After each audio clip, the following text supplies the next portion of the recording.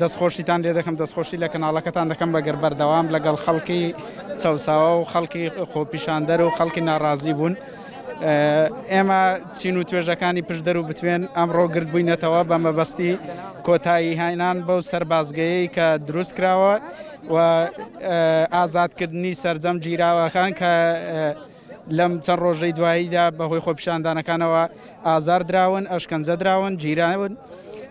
و کۆتایی هێنان بەو خوێن ڕشنەی کە چەند ڕۆژێکە لەلایەن برا چەکدارەکانی خۆمانەوە کە بەناحەق کە ئێمە داوای مافی ئەوان دەکەین، داوای بودجە و داوای مەعاش و موچە و داوای باشکردنی بژێوی هاوڵاتیان بەگشتی و داوای چاکردنی کەرتی پەروەردە و کەرتی تەندروستی کە ئێستا بە بەرنامە و بە یاسا پەکخراوە بە بیانووی بوونی نەخۆشی کۆڕۆناوە. ئێمە هاتوین دەنگمان لەگەڵ دەنگی گەلی خۆمانە داوای بەدیهێنانی ئەو داواکاریانە دەکەین کە گەلەکەمان دەیەوێت. بەڵێ ئەوەی دەبینی لە ئێسادا داواکاری خەڵک بەڕاستی گۆڕاوە لە داواکردنی موچە و قوتەوە گۆڕا بە گۆڕینی دەسەڵات و سیستەمی سیاسی، چونکە دەرکەوتووە کە چیتر ئەو دەسەڵاتە سیاسیە بڕوای بە چاکسازی نیە یاخود نەتی چاکسازی نییە و ئەو دەسەڵاتێکی بەکرێگیرای وڵاتانە تەنها کاری پێشینی ئەوان پاراستنی بەرژەوەندی وڵاتان و بەرژەوەندی گیرفانی خۆیانە.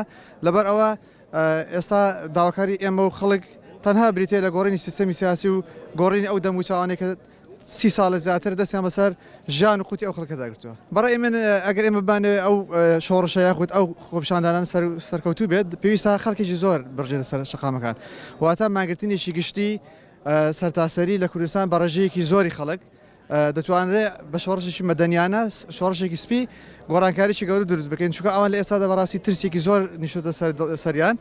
هەموو گەنجێک کە لێرەکانێ ڕەشوڕوتە ئەوە ڕاستیە بۆ یەک ماف نییە، بۆ هەموو مافەکانە وەکو مافی بۆ منە مافی کاکە مافێکی سەرەتایی وەکو مافی بوون بەژیان لە وڵاتانە کە دەیبینی لە هەر شەقامێک کە دەیبینی دەستکەی باش شتێکە پارە دێتە دەرێ. لێرەکانە وان یەکاکە لێرە خوێنی گەنج بەهای نەماوە، لێرە هیچ شتێک بەهای نەما معقولە کوڕی مەسئولێک من 9 ساڵە ئیش دەکەم، کوڕی مەسئولێک ئەو پارەی کە بە پێڵاوەکەی داوە لە سەروەتەکەی من زیاترە باوەڕکە $100 $750 بە پێڵاوێک داوە، یعنی لە پای چی لە پێناو چدا ئەوەتان کردووە. وەڵای هیچ شتێک لەگەڵ حکوومەتە چارەسەری نەماوە بەڕاستی. ئەمە لە 2011ەوە ئەو خەڵکار خەریکە ئەوە 30 ساڵە ئەوار خەریکن.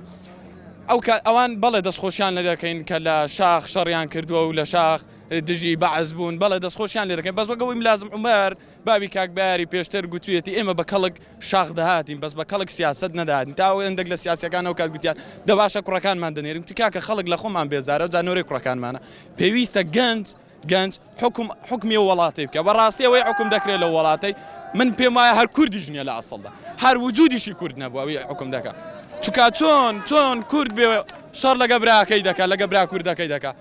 بۆ تۆ ئاسایش پێشمەرگە تۆ برای منی کەسی منی کاری منی، یعنی چی تۆ خوێنی من دەڕێژی خوێنیش گەنجی وەکو من دەڕێژی لە پای چی تۆ عنی بەخوا زۆر نادیدە، یعنی برسی لە برسی بدا بۆ ئەوەی فرعون تێر بەشتی وا بووە.